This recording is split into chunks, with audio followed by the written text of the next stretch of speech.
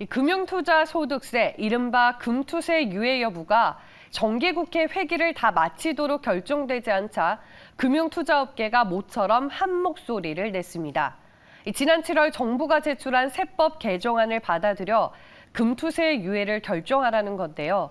야당을 향한 압박의 수위가 점차 높아지고 있습니다. 자세한 소식은 이종호 기자가 전합니다. 금융투자협회와 31개 증권사는 어제 공동성명서를 통해 국회에 조속히 금투세 도입 유예를 결정해 줄 것을 촉구했습니다. 현재의 불확실한 자본시장 상황 속에서 금투세와 같은 대대적인 세제 개편은 투자 심리에 악영향을 줄 수 있다는 겁니다.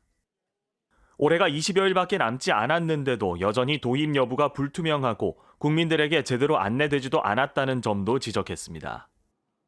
앞서 지난달 17일 증권업계는 금융위원회와 금융투자협회와의 간담회에서 이번 성명서와 유사한 입장을 내비친 바 있는데 이번엔 성명서를 통해 공식적인 입장을 전달한 겁니다.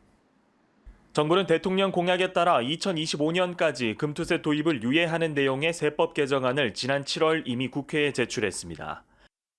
그러나 여야가 끝내 입장차를 좁히지 못하면서 지난 9일 정기국회 종료일까지 법안은 통과되지 못했습니다. 정부 여당과 금융권의 전방위적인 압박이 지속되는 가운데 야당은 여전히 금투세 유예는 부자 감세와 다름없다는 기존의 입장을 고수하고 있습니다. 익명을 요구한 한 금융권 관계자는 금투세는 이미 2020년 여야 합의로 국회를 통과한 내용인데 강제로 뒤집으려는 지금 정부 여당의 요구는 과도한 측면이 있어 야당 내부의 반발이 심하다고 전했습니다. 또 다른 관계자는 현재의 금투세 논의는 최초 법안 도입 취지에서 멀어져 있다고 지적했습니다. 연말 투자 심리 악화나 변동성 확대와 같은 한시적인 논의에 집중하느라 소득이 있는 곳에 과세한다는 본 취지를 따지지 못하고 있다는 겁니다. 이처럼 유예 여부를 놓고 뚜렷한 윤곽이 잡히지 않고 있는 가운데 추경호 경제부총리 겸 기획재정부 장관은 지난 금요일 금년 주식시장의 불확실성이 커 내년부터 시행한 것이 맞지 않다고 해서 2년 유예에 관해 일정 부분 접근이 있었다며 야당과의 협상 진전을 시사했습니다.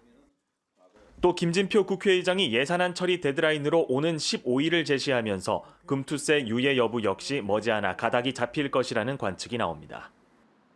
매일경제TV 이정호입니다.